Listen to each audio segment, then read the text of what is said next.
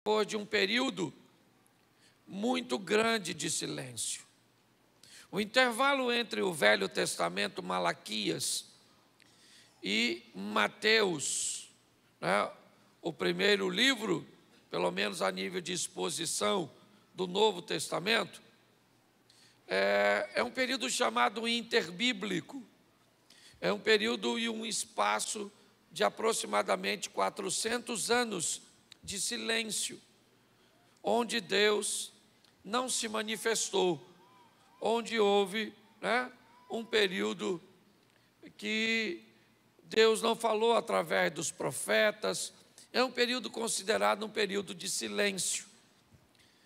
E logo depois desses 400 anos, uma mensagem chega em Jerusalém, dominada então pelo Império Romano.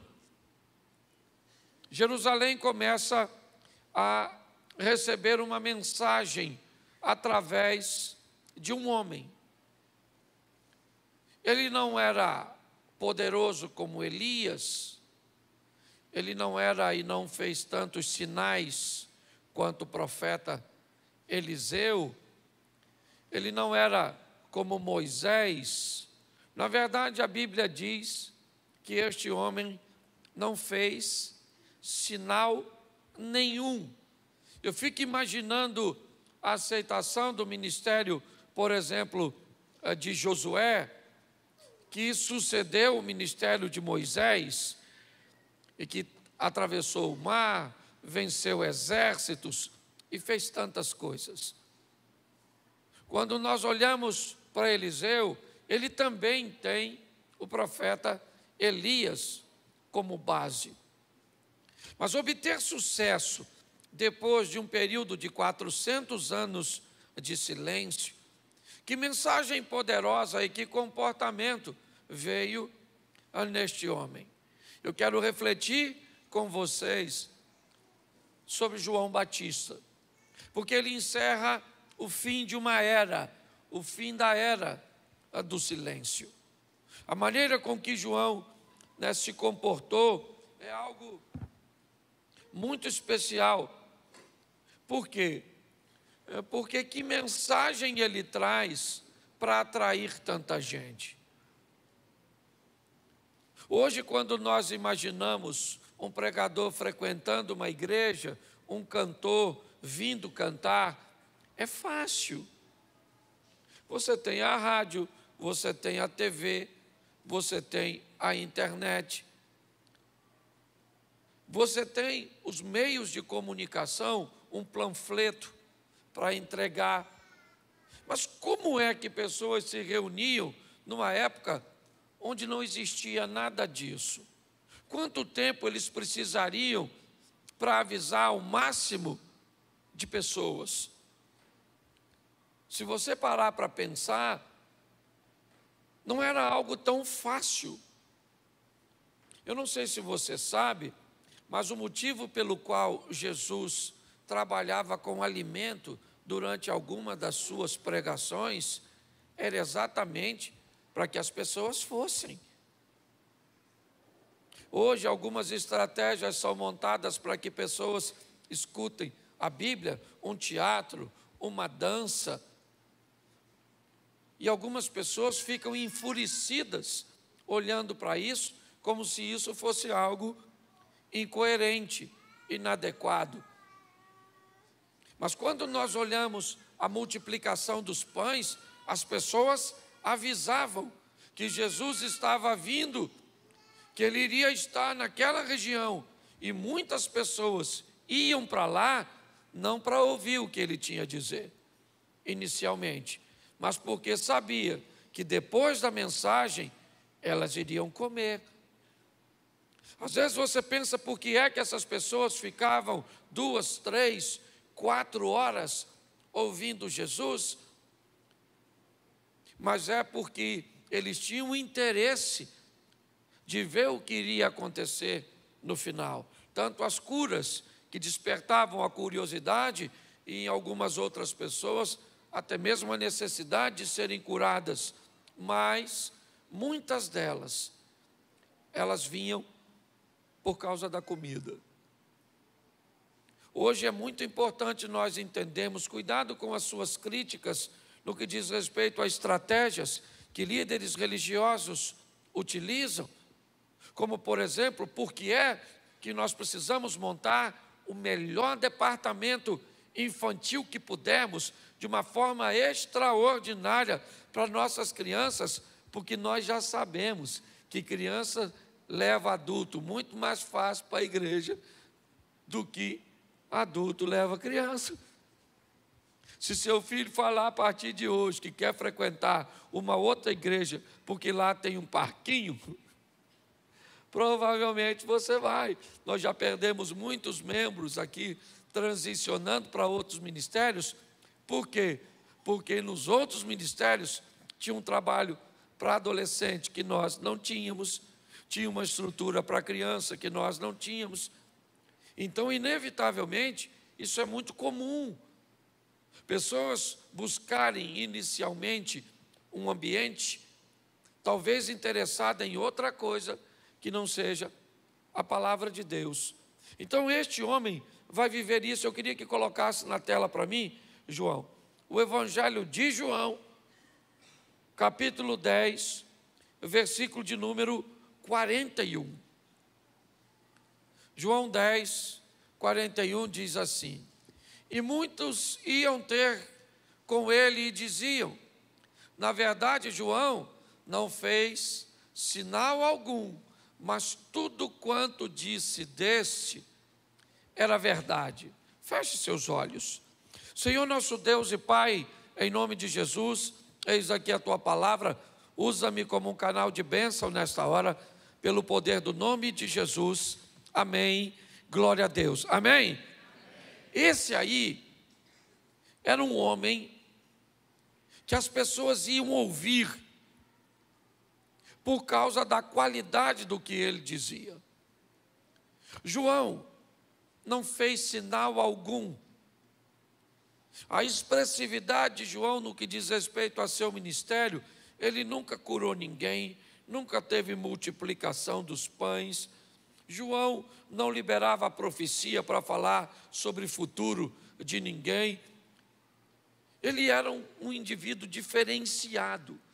O texto diz que sua congregação era montada no deserto, num dos ambientes mais desconfortáveis que alguém pode procurar ouvir.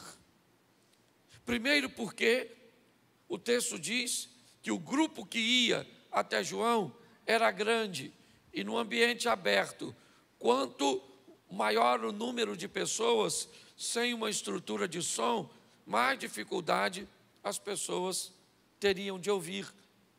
Ou seja, para ouvir o que João dizia, provavelmente não era fácil.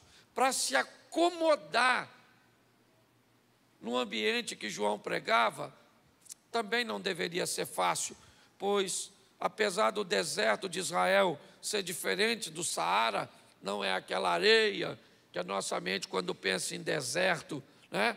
É um ambiente mais ou menos como é o que nós temos mais perto disso, seria como o sertão nosso no Nordeste. Mas é bem verdade que não tem árvore. Poucos os lugares teriam para que um grupo de pessoas se assentassem, né? Isso no deserto, não em Jerusalém, que era mais fácil.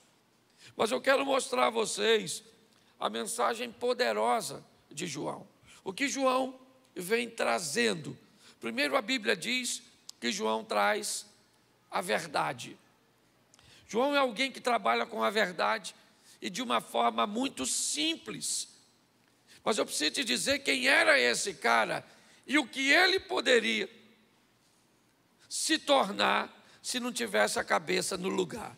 Presta atenção nos atributos do abençoadinho do João. Primeiro e mais importante, ele é nada mais, nada menos que primo do Salvador. Ele é primo de Jesus. Pensa só, se tu fosse primo de Cristo. Pensa, se tu não dava carteirada, e muita gente Às vezes você tem um irmão que é policial e a polícia te para. E o que é que você fala? Meu irmão é polícia. Certo? Às vezes, basta você estar perto de alguém que tem poder, que você, de certa forma, quem numa empresa onde trabalhou nunca usou sua proximidade com o chefe para te beneficiar de alguma coisa? João era nada mais, nada menos que parente de Jesus. Eu conheço uns irmãos aqui na igreja que, se fosse parente de Jesus, eu estava frito. Já quer me dar carteirada sendo parente do chifrudo. Imagine se fosse de Jesus. Aí eu estava acabado nessa vida minha. Então, só para você entender, ele era primo de Jesus. E melhor do que isso, um primo mais velho, o que valia muito na época que ele está. Ele é 6 meses mais velho que Jesus. Provavelmente jogaram uma boleba de gude, soltaram uma pipa, certo? Brincaram de pique. Estou adaptando, certo? As atividades das crianças, as nossas, só para você entender. Não moravam tão distante. Então, quando nós olhamos para esse ambiente, o que nós vemos? Um nível de proximidade muito alto, principalmente na infância. João era alguém que ouviu seus pais narrarem, porque a cultura deles era muito comum. Sabe aquela cultura que nós antigamente tínhamos de contar histórias para os nossos filhos? Eu lembro quando eu era garoto, meu tio, minha tia, contava história para mim. História de assombração, de onde eles moravam, de onde, como o Saci se escondia na moita, do bambu. Quem escutou essas histórias? Aí, lembra que tinham uns camaradas meio místicos de onde eles vieram, que iam procurar ele e eles transformavam num toco? Quem já escutou essa história? Sangue de Jesus tem poder. Era muita gente mentirosa na família da gente, olha lá. Eles também tinham uma cultura de contar para seus filhos as suas histórias. A literatura era algo muito escasso. Então, inevitavelmente, a tradição oral era algo que se passava. E o nascimento de João Batista foi algo extraordinário. Seu pai tem uma experiência durante um ambiente que ele está exercendo sua função sacerdotal, que daria a João Batista também um pouco mais de status, ser filho de um sacerdote. A maneira cuja qual sua mãe engravida, um milagre, pois Isabel era estéril. João foi o primeiro ser vivo, e posso dizer, até mesmo antes de Maria, reconhecer a presença de Cristo nessa terra. Porque assim que Maria recebe a instrução de que está grávida, ela vai às montanhas visitar Isabel, e quando ela entra na casa, antes que Isabel sentisse a presença de Maria, João Batista sentiu a presença de Jesus e pulou no ventre de Maria, de Isabel. E Isabel então disse que havia chegado a mãe do Salvador. Quando nós olhamos para a história deste homem, é uma história que vale a pena ser respeitada. Ele teve uma missão que tanto o Velho Testamento como o Novo Testamento diz que ele tem uma missão de anjo, de preparar o caminho para o Salvador. Jesus disse que nenhum homem nascido de mulher, certo, de uma intervenção sexual, era maior ou foi maior que João Batista. Ele coloca João Batista acima de Elias. Muitas casas hoje em Israel têm uma mesa com uma cadeira vazia, aguardando a chegada de Elias. põe ele acima de Moisés, o escritor da lei, acima de Davi, o iniciante do reino que não terá fim.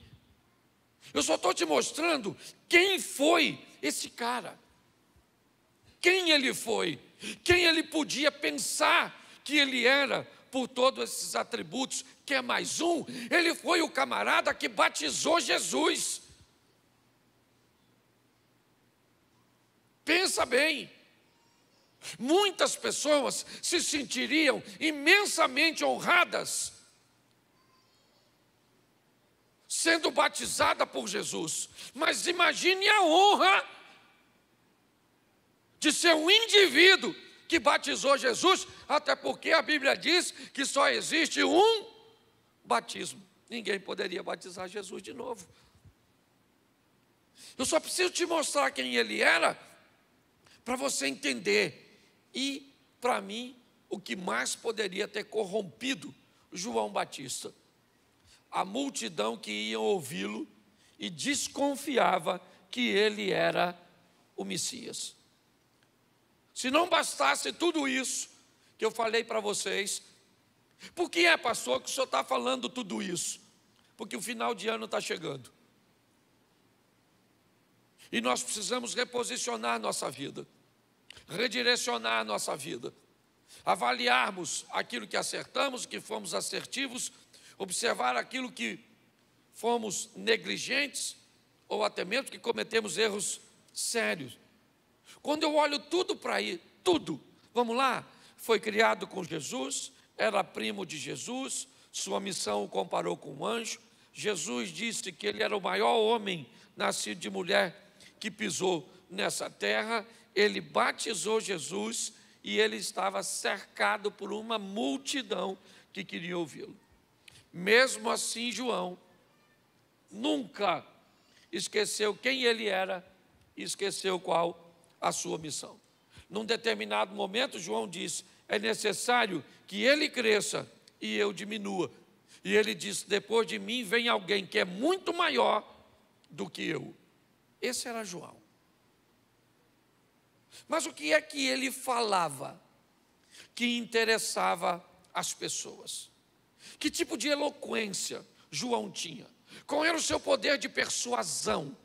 Nós gostaríamos muito de converter nossos vizinhos, nossos entes queridos, as pessoas que trabalham conosco. Queríamos estar e sermos extremamente eficientes nesse ambiente, né, de evangelização que nós temos. O que é que João tinha que fazia com que as pessoas saíssem, não para o ar-condicionado, não para o microfone, não para um telão de LED, não para uma cadeira confortável, para um banheiro que tem ali? Tinha mulheres. Como é que essas pessoas fariam para utilizar um banheiro ou um local sem árvore, com poucos lugares? Eu preciso que você entenda a dificuldade que existia. Mas quando eu vejo a mensagem dele, talvez ela é tão profunda que fica fácil de entendermos. Coloca para mim Mateus, capítulo 3, verso 2. Vamos ver o que esse cara falava.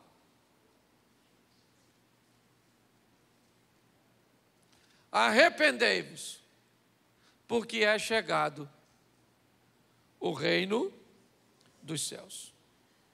Isso é o que o João falava. Mas, pastor,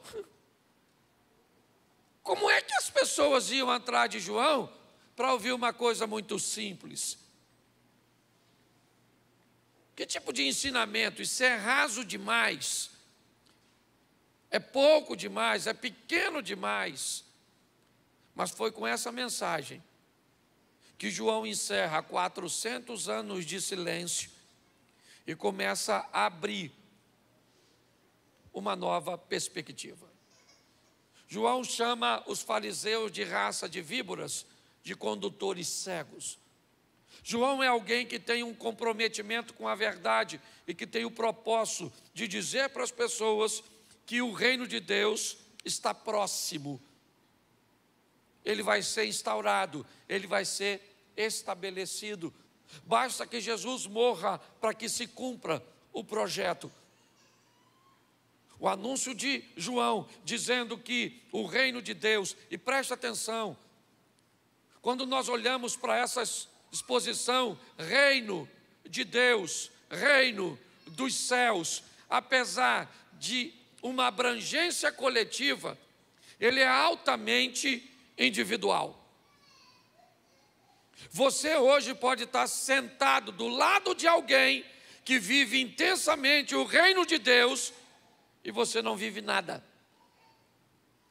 Pessoas do seu lado que pode estar provando o incrível, o extraordinário, o sensacional, uma vida de comunhão, janelas dos céus abertas, portas na terra aberta, cura, manifestação de poder, casamentos extraordinários, filhos corrigindo rotas, negócios andando de vento em popa, e você não. Por quê? Porque o reino dos céus chegou. Ah, mas ele está onde? Eu acho que vale a pena observarmos isso. Romanos 14, 17, porque a Bíblia não pode ser pautada num texto só. Romanos 14, 17. Porque o reino de Deus, que reino? O que João Batista disse que chegou. Que reino que chegou? O reino de Deus. E o que ele é? Ele não é coisas materiais. Ele não é comida e nem bebida. Ele é justiça. Mas pastor, nós não precisamos comer e beber? É lógico que precisamos. Mas quando a justiça está na sua vida, você pode ter certeza que você tem recurso para obter isso. Existem princípios que eles não são palpáveis, eles não são visíveis, ok? Mas que viver neles me traz coisa visível e me traz coisa palpável. Por que muitas pessoas que muitas vezes estão atrás do visível e do palpável e nunca alcançam? Porque valores e princípios precedem a realização dos milagres. Quando o texto diz que o reino que Deus trouxe, o reino dos céus, que veio para onde? Para a minha vida, para a sua vida, na individualidade. Esqueça sua esposa, esqueça seus filhos, esqueça seus pais, agora esqueça seu cônjuge. Existe uma promessa para você. Por isso que a Bíblia diz que se 1000 caírem ao teu lado, você cai também. É assim que a Bíblia diz? A Bíblia diz: 1000 cairão ao teu, 10.000 à tua, mas você com seus olhos verás. O que a Bíblia está dizendo? Que a firmeza, a solidez, o posicionamento, ele é altamente individual. Então o que o João Batista vem dizendo, isso começou a interessar pessoas. Isso começou a fazer com que pessoas ficassem interessadas. Por quê? Porque agora eu não vou precisar de um sacerdote. Agora eu não vou precisar mais gastar dinheiro para oferecer um sacrifício. Por quê? Porque agora está chegando o reino de Deus. Ele já está conosco e já vai ser estabelecido. É o que dizia João. E ele disse, eles não são coisas materiais. Não foquem nelas, porque focar em coisas materiais pode fazer você conquistá-las, mas conquistar coisas materiais não te traz o reino, mas levar o reino de Deus para a tua vida te concede coisas materiais.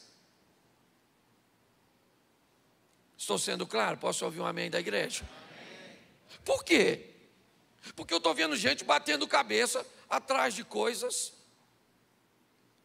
O que Paulo está dizendo aqui é que, olha só, alegria não é palpável, paz, certo? E justiça, isso é reino de Deus, é reino dos céus, é a justiça dos céus chegando na terra, é a paz dos céus chegando na terra, é a alegria do Espírito Santo dos céus chegando à terra, à família, a pessoas. Gente, eu sou capaz de dizer hoje, com muita certeza, pelo que eu tenho visto, a maioria de nós temos problemas fáceis de resolver. A maioria, tem alguns que são difíceis, mas a maioria de nós hoje não estamos satisfeitos. De vez em quando bate uma tristeza, bate uma angústia, bate uma sensação de impotência, de que parece que tem alguma coisa errada. E o que é isso? Se nós temos comida, se nós temos uma casa, se nós temos um carro, se nós temos uma estrutura, é a ausência do reino de Deus. Essa é a grande verdade. Quando nós olhamos para isso, nós vemos que é esse reino que João Batista disse que ele vem com arrependimento. Mas os Atos dos Apóstolos, coloca para mim, por favor, capítulo 3, vai ser um pouquinho mais abrangente e vale a pena você observar. Atos 3, 19. Coloca. Arrependei-vos, pois, e convertei-vos, para que sejam apagados os vossos pecados, e venham assim os tempos do refrigério pela presença do Senhor. Olhe bem o que esse texto diz. Arrependei-vos e convertei-vos. Por quê? Porque quando arrependimento, conscientização. O arrependimento ele só acontece quando você se conscientiza. Eu fumo. Eu tenho consciência de que o vício é considerado biblicamente um pecado? Não. Então eu não me arrependo. Eu adultero. Beleza. Eu tenho algum motivo que justifique o meu adultério? Tem. A minha esposa resolveu que depois de um tempo de casado, não quer ter mais uma intimidade comigo. Então isso me justifica. Bota minha água aqui, por favor. Então isso me justifica, certo? Quando nós vamos olhando para esses ambientes, todas as vezes que não há conscientização, inevitavelmente não há arrependimento. Eu começo a achar que aquilo que eu faço é certo. Eu começo a achar que aquilo que eu estou praticando é correto. Então a primeira parte, ela não se cumpre na minha vida. Está assim de gente na igreja, adúltero, sim ou não? Sim ou não? E por que é que essas pessoas não vão embora? Porque para elas o adultério não é uma transgressão. Por que é que está assim de gente na igreja?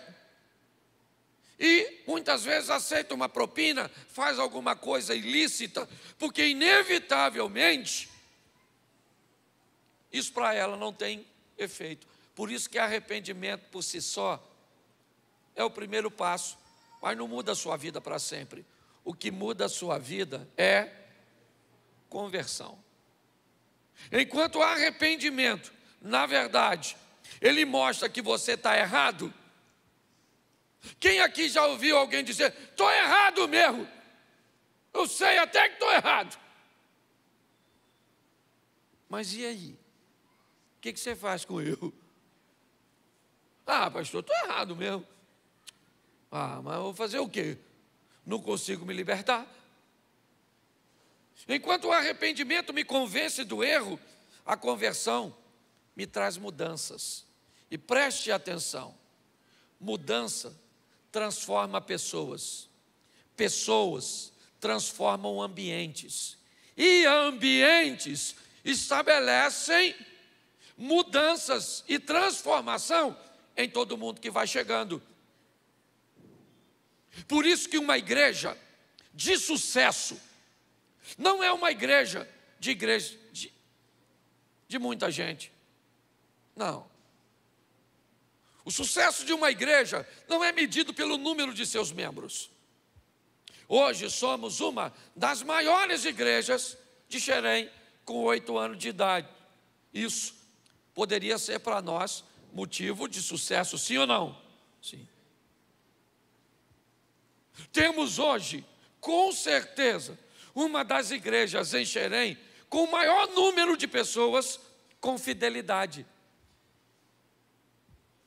Isso poderia ser motivo de sucesso. Mas uma igreja não pode ser considerada uma igreja de sucesso só porque tem muita gente e só porque tem uma arrecadação expressiva que cumpra todos os seus propósitos e projetos. Uma igreja de sucesso só é sucesso de verdade se ela mandar gente daqui para casa, para mudar a casa dela. Se ela mandar gente daqui para o trabalho, para mudar o trabalho dele. Por quê? Porque é essa mudança, é essa que é a questão. Não, pastor, eu queria que viesse aqui hoje e o senhor falasse para mim que antes do final do ano eu vou ganhar um carro. Antes do final do ano, o meu marido vai se converter, minha mulher vai se converter, a porta vai abrir. Mas essa não é a mensagem verdadeira. A mensagem verdadeira é: o reino de Deus vai para a sua vida, e quando o reino de Deus vai para a sua vida, os céus saem dos céus e vêm para a sua família, para o seu casamento, para o seu negócio, para a sua caminhada de fé. Você começa a viver o céu aqui na terra. É assim que funciona. Mas pastor, quando é que eu sei que... Porque olha só o que diz esse texto: arrependei-vos e convertei-vos, para que sejam apagados vossos, e venham assim os tempos pela presença do dinheiro. Money, la plata. Não, pela presença porque o Senhor é dono do ouro e da... Quando Ele chega, Ele é o Deus que cura, Ele é o provedor, Ele é o Deus de paz, Ele é o Deus de proteção.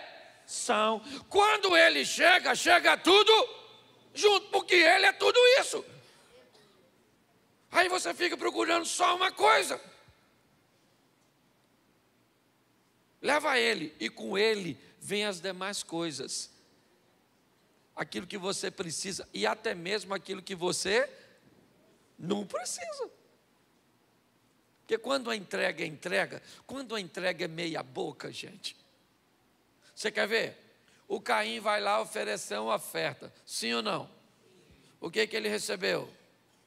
Fala assim: nega de pitibiriba. Recebeu rosca, Mabel. Nada, o Zé Ruela do Caim. Sim ou não? Era filho de Deus? Era sobrinho? Era filho? Beleza. Aí vai o Salomão, cheio de mulher. Sim ou não? Tudo bem que podia. Diz que ele era sábio e tinha 1000 mulheres. O cara que tem 1000 sogras é sábio onde, maluco? Mas beleza, não vou discutir com o texto bíblico. O Salomão vai oferecer uma oferta, sim ou não? Sim ou não? E o Caim, sim ou não? Se o Caim já estava a fim de matar o Abel, só porque a oferta queimou, eu imagino, se ele está ofertando com o Salomão. E aí Deus fala para o Salomão: e aí, Salô, beleza? Me pede o que tu quer? E o Caim?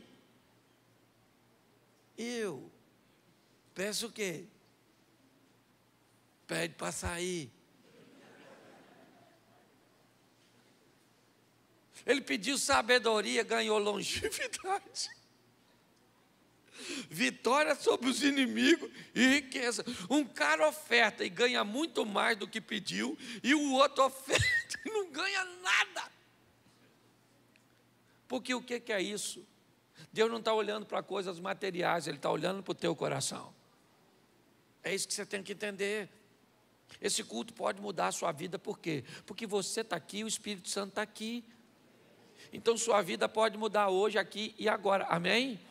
Só que a gente está querendo só proposta, só assim. Você às vezes não vem na igreja, muita gente não vem para assistir um culto, vem para fazer um negócio. Vim aqui na igreja hoje, fechar um contrato com Deus. O que você veio fazer? Vim fazer uma proposta para Ele. 20% de dízimo. Se Ele me abençoar, eu faço um contrato. E Deus diz, não é negócio, é vida, é transformação, certo? É viver, e é isso que é importante nós entendemos. Por quê? Porque se vai ter arrependimento e conversão, põe para mim aí Mateus 3:8. 3:8. Produzi, pois, fruto de quê? Escute só. Você vem para a igreja, levanta a mão e aceita Jesus como seu salvador. Isso, agora você virou crente. O que as pessoas esperam de um crente?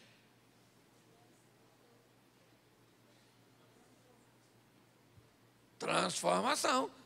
Vamos lá. Fofoca. Faz não? Tem certeza? Descontrole emocional.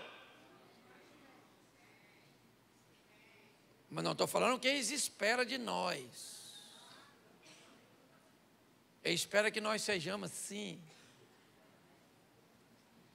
Nossa. Zen. Parece que nós fomos um bagulho todo dia de manhã.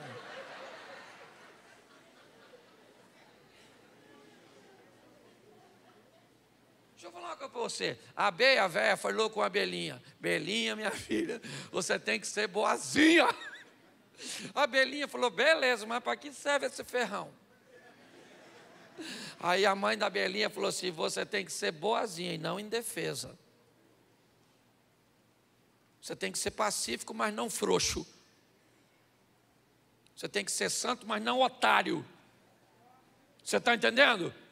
É santidade, é vida com Deus. É assim que funciona. Ah, pastor. Tem gente que interpreta assim. Bateu na minha direita, eu dou à esquerda. É mais ou menos assim. Bateu na minha direita. Maluco.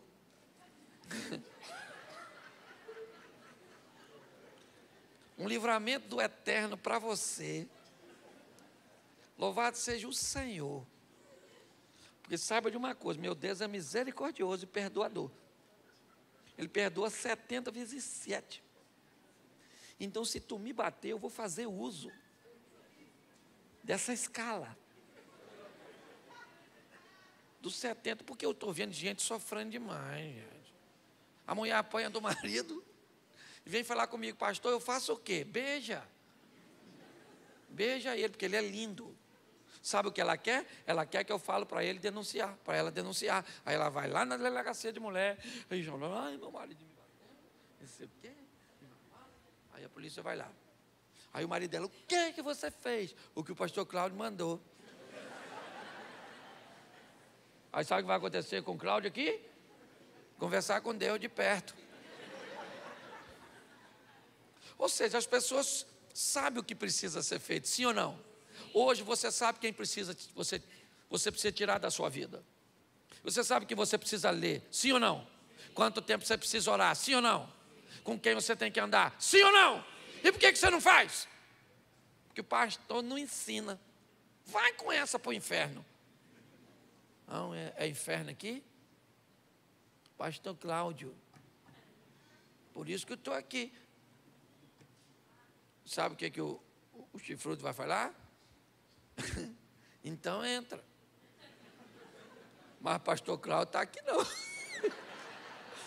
Aqui, ó. É difícil para todo mundo, irmão. Todo dia. É assim de desafio para tirar a paz da gente. É um que perturba aqui, uma mulher quase nua ali, puxando nossos olhos para lá. É um dinheiro fácil aqui, é um infeliz fazendo fofoca da gente ali, é o outro dando fechada em nós lá, outro para o carro no portão de sua casa para você não entrar. Eu não é seu marido que parece que saiu sozinho e voltou com a legião dos 300. Você está rindo, mas é sério. A Bíblia diz que eu tenho que produzir fruto de isso.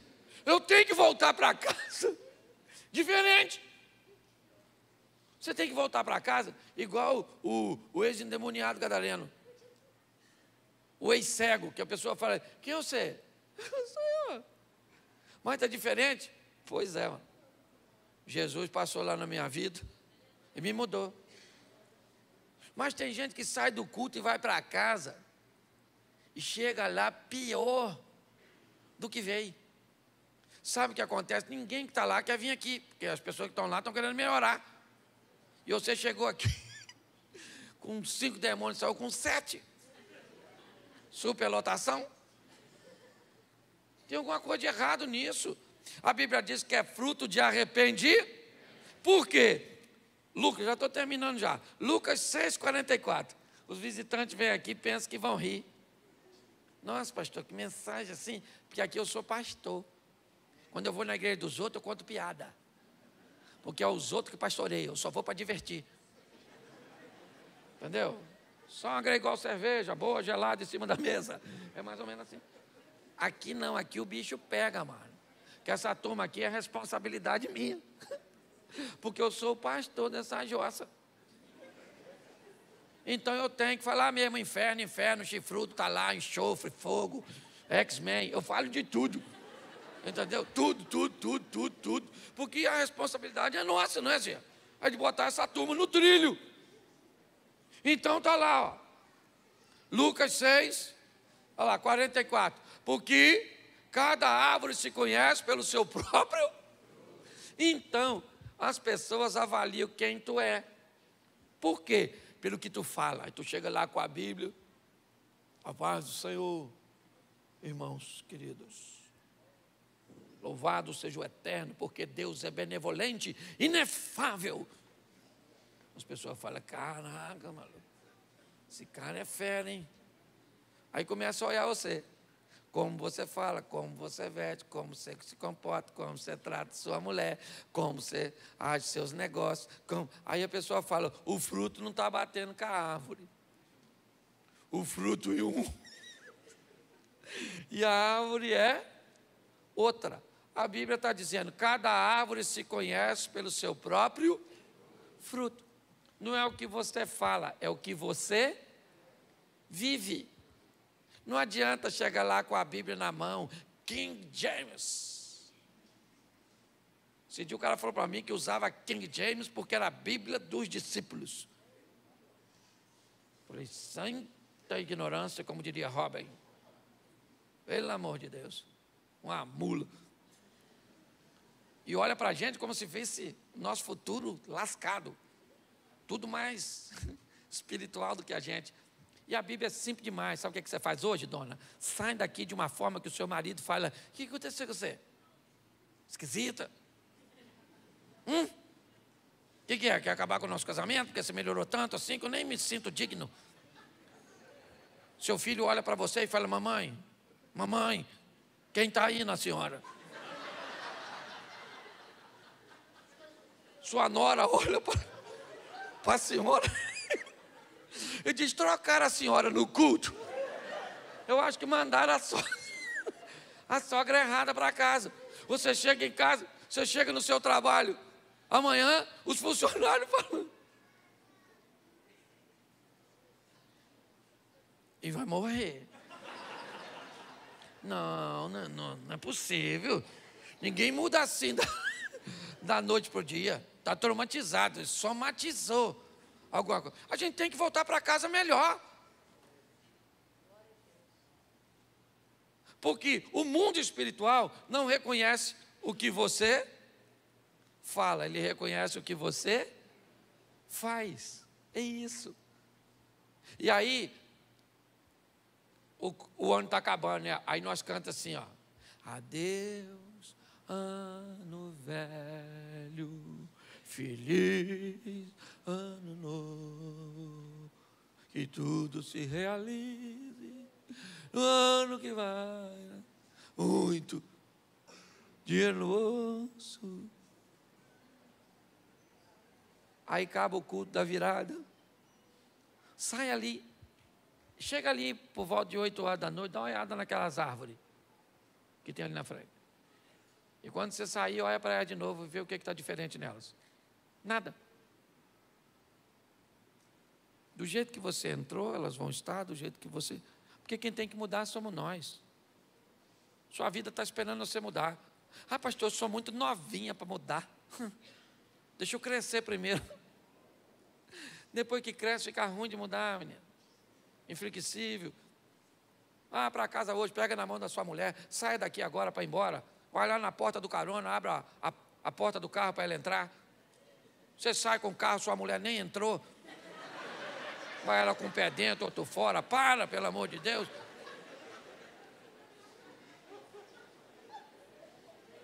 Está assim, o ano passa, tudo a mesma coisa. Seu marido está procurando a senhora desde janeiro. E offline. Troca essa internet, pelo amor de Deus. Uns filhos rebeldes, os meninos branquelos dentro de um quarto. Parece filho do abominável homem das neves. Pastor, o ano passou, minha vida não mudou nada. O problema é seu. Que a minha mudou pra caramba. Mas por quê? Porque eu sou assim com Deus. E tu é assim com Deus. Não, meu. Quem aqui viveu esse ano, um dos melhores anos da sua vida, levanta a mão. Aí, quase metade da igreja. Agora, seja franco comigo agora que eu estou terminando. Quem aqui esse ano viveu o pão que o diabo amassou com o pé sujo? Um ano desgraçado. Levanta a mão. Aí, tem gente dos dois lados. Pastor, e tem aquele pessoal assim que não foi nem não foi. Pastor, estou à deriva. Melhorou um pouco, piorou um pouco. Conheci um rapaz, descobri que ele era homem, aquelas coisas assim que vai lá, assim, vai lá e não vai. Quem aqui viveu esse marasmo esse ano? Levanta a mão. E o resto viveu o quê? Que ninguém levantou. Você que morreu, levanta a mão. Ô, gente, presta atenção. Aqui a gente trabalha com seriedade. Por quê? Porque o Deus aqui é verdadeiro, amém? A mudança aqui é verdadeira, amém? Então nós vamos viver o que Deus prometeu, é só isso. Mas para isso tem que ter santidade, porque sem santificação ninguém verá Deus. Mas pastor, o seu cara é bem-humorado. Eu sou bem-humorado, mas não estou a fim de ir para o inferno. Para mim tem que ter santidade. Entendeu, marido? Tu é casado, a mulher é gostosa, mas é tua? Não. Deus deu para outro. Então, fecha o olho e vai com fé. Você entende? Entenda isso. Saia daqui para viver com Deus. Porque quem vive com Deus, repita comigo, quem vive com Deus, tira a onda. É assim. Vem um tempo, vem o melhor tempo da igreja. Vem o melhor tempo da nossa igreja, meu irmão. Daqui um dia nós vamos estar com um mega templo lá, com toda a estrutura, com tudo. Você vai poder chegar na igreja 4, 5 horas da tarde, academia, balé para seus filhos. Você vai poder, depois toma um banho lá, assiste o culto e vai para casa cheio de Deus. E com uma mulher assim, ó, alta performance, do lado de um homem que mereça isso. Porque tem uns irmãos que querem um mulherão. Esse dia o cara falou comigo, pastor, eu preciso de uma mulher top. Eu falei, para quem? Ele falou, para mim. Eu falei, você é top. Você parece mais que em top. Eu falo mesmo.